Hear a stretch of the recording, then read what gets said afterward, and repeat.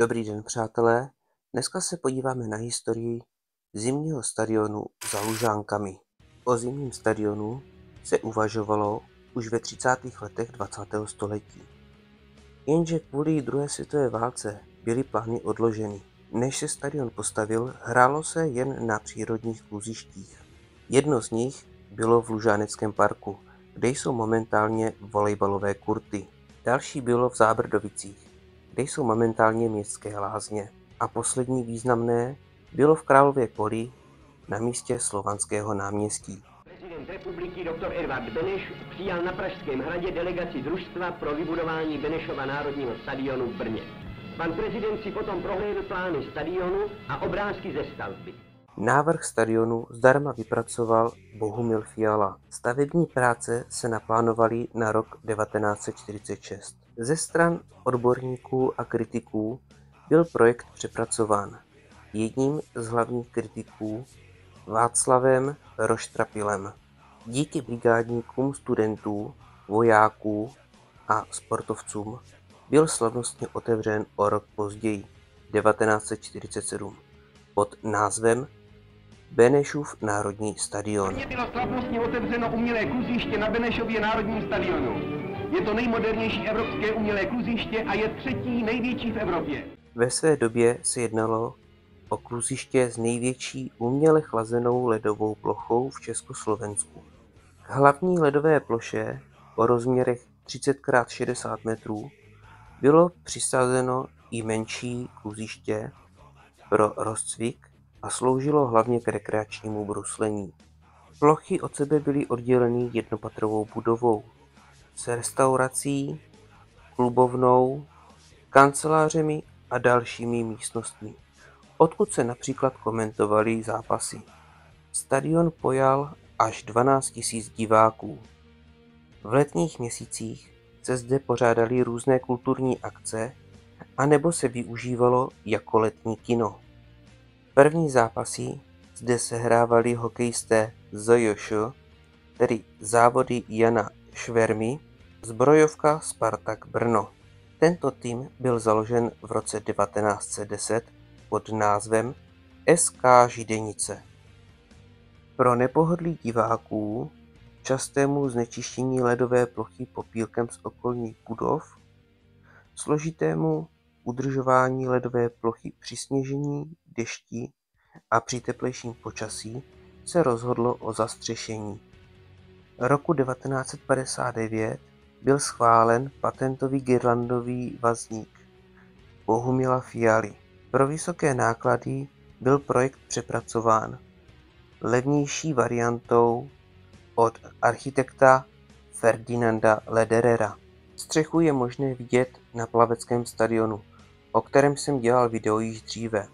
Odkaz na video vám dám do popisku. Projekt na zastřešení byl schválen v roce 1961. Přestavba začala o rok později a 6. září 1964 zde ligový zápas zahájil sezónu. Kapacita tribun vzrostla jen o 300 míst, tedy na 12 300 diváků. V roce 1953 vzniká nové hokejové mužstvo Rudá hvězda Brno a na zimním stadionu působí v zápasech s dalšími mužství z Brna a okolí. Spartak ZJŠ Brno, TJ Lokomotiva Inkstav nebo HC Itong. Zatímco Rudá hvězda Brno vzkvétá, ZJŠ zbrojovka Spartak Brno vznikla v roce 1910, v roce 1964 zaniká. S malými přestávkami na domácí ledové ploše postupně Rudá hvězda Brno získává 11 titulů.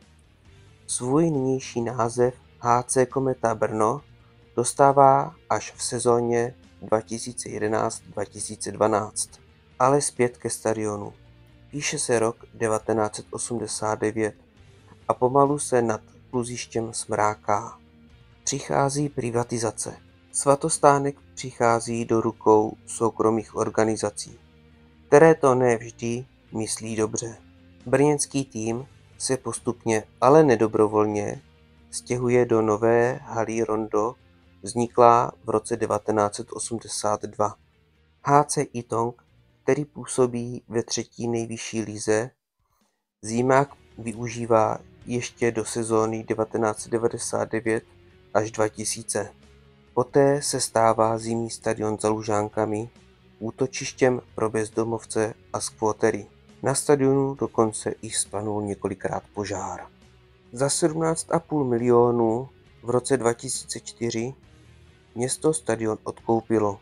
O rok později město zapůjčilo stadion k výcviku záchranných kynologických brigád. K tomuto výcviku ruiny zimního stadionu výborně vyhovovaly. Ruiny zimního stadionu se stávaly nebezpečnými.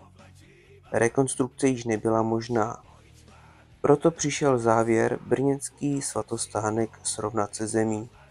Demolice začala v roce 2008. Naštěstí radní zachovali myšlenku ledové plochy a od roku 2009 se zde bruslí na mobilním kluzišti, které obhospodařuje Stares Sport.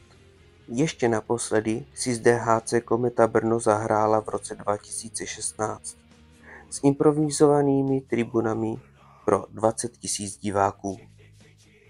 Já doufám, že se vám dnešní video líbilo a pokud jste ho dokoukali až sem, dejte prosím like, odběr, napište komentář a tím podpoříte můj kanál. Zatím děkuji a uvidíme se u dalšího videa.